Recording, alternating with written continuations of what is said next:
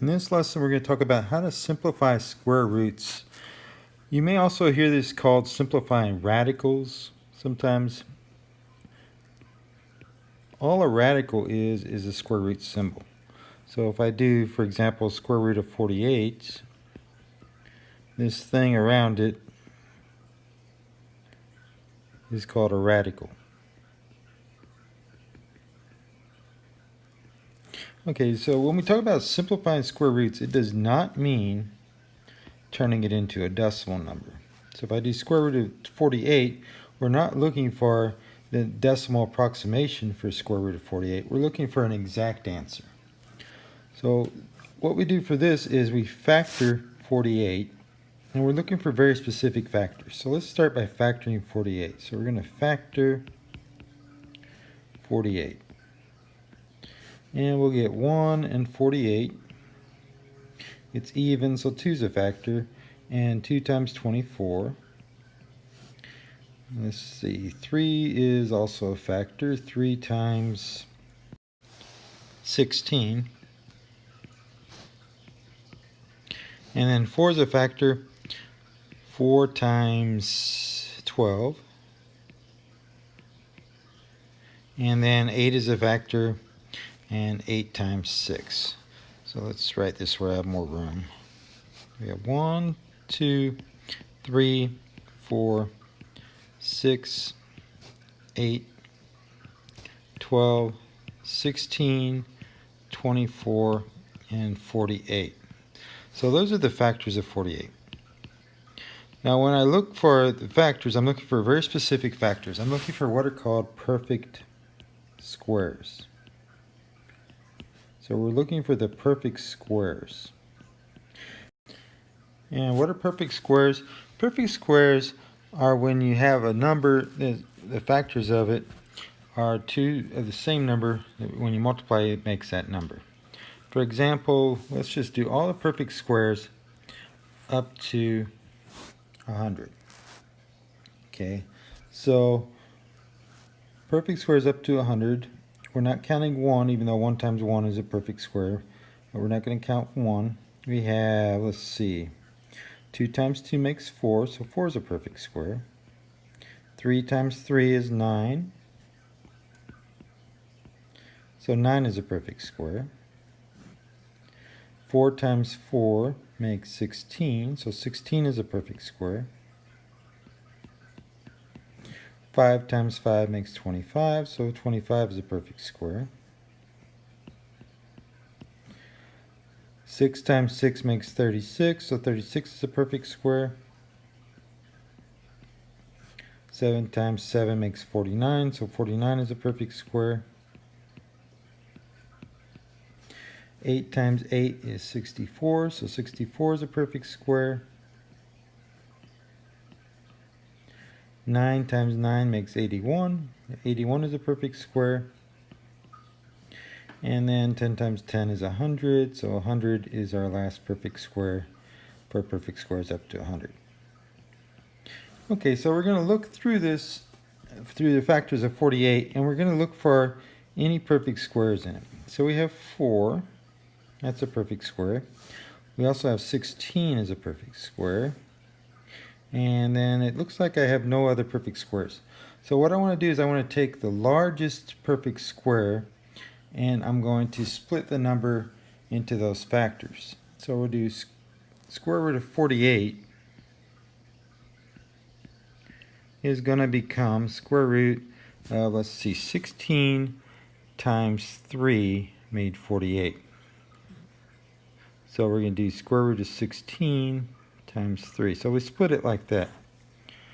And then we split it also like this. So we'll do square root of 16 times square root of 3. And what do we know about square root of 16? It's 4 times 4. So we rewrite it like this. 4 times the square root of 3.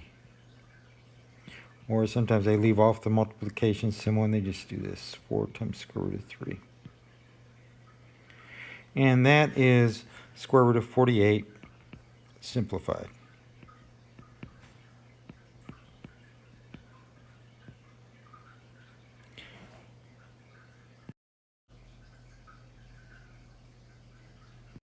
Okay, let's try a harder one. So we're going to try to figure out what is the square root of 405 written in simplest form. So to do this, I'm actually going to use a calculator to do all the factors, just to make it easier. So we'll start with 405. Of course, you have 1 and 405. Okay, and then we'll do, let's see, 2 doesn't go into it because it's an odd number. And let's try 405 divided by 3 and see if we get a whole number answer. And we do, it's 135. So we get 3 and 135. Okay, and let's see, 4 is not going to go into it. Let's try 5. So we do 405 divided by 5, and we'll get 81. So we get 5 and 81. And you know what, I'm going to stop there. Just kind of a shortcut, because right away I find 81. And what's special about 81 is it is a perfect square. So I'm going to go ahead and try to simplify it using the 81 and the 5, and that should give me the simplest form.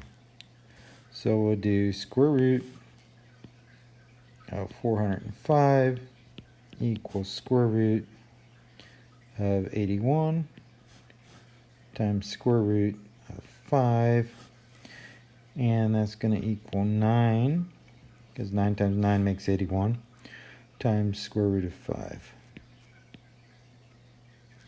So square root of 405 in simplest form is equal to 9 times square root of 5. Okay, let's try another one. So this will be example 3. And we're going to do square root of 210. So I'll start by factoring. So I'll get 1 times 210. It's even, so 2 is going to go into it. And it's going to be 2 times, let's see, 210 divided by 2 makes 105. So we get 2 times 105. Let's see if 4 goes into it. So we'll do 210 divided by 4. Actually, let's try 3 first. 210 divided by 3 gives me 70, and that actually worked. I almost skipped that. So 3 and 70. And let's try 4. 210 divided by 4. 52.5, so that's not going to work. Let's do 5. 210 divided by 5 makes 42, so we get 5 and 42. Let's try 6. 210 divided by 6, 35, so we get 6 and 35. And let's keep going. I might have to rewrite it because I might need more room, but let's try 7. 210 divided by 7 is 30. So yeah, I'm going to have to rewrite it. So we get 1, 2, 3, 5, 6, 7, and 7 gave me 30. So I'm going to leave a little more room. So 30, 42, 70, 105, and 210. Okay, so we were up to 8. Let's do 210 divided by 8. 26.25 doesn't work. Try 9. 210 divided by 9. Nope. Let's try 10. 210 divided by 10. That's 10 and 21. So we get 10 and 21. And I think we're almost done. Let's try 11, even though 11 I'm pretty sure is not going to work. Let's try it anyway. Nope. 210 divided by 12. Nope. 210 divided by 13. Nope. 210 divided by 14. Yep, we get 14 and 15, and those will be our last two because they're one number apart. Okay, so let's look through the list and find perfect squares. 1's not a perfect square. Well, it is, but we're not going to count it. 2, nope. 3, 5, 6, 7, 10, 14, 15, no perfect squares yet. 21, 30, 42, 70, 105, and 210. I'm going to check 210, do square root. No, it's not a perfect square.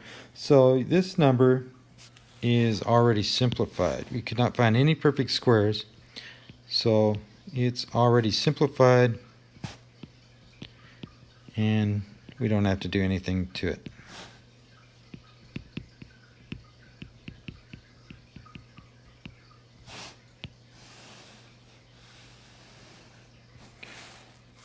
Okay, let's do one more and then we'll stop. Okay, example 4, we have square root of 256. So I'm going to start by factoring 256. So 256, we'll get 1 and 256. It's even, so 2 is going to go into it, and 256 divided by 2 is going to make 128. So I'll get 2 and 128. Let's try 3. And nope. Let's try 4. Yep, we'll get 64. So we get 4 and 64. And then let's try 5. 256 divided by 5. Nope. Let's try 6. Nope. Let's try 7.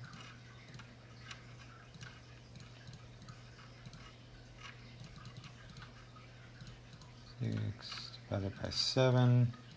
No, let's try 8. Yep, we'll get 32. So we have 8 and 32. And let's try 9. No, 10 won't go. Let's try 11. No, let's try 12. No, let's try 13.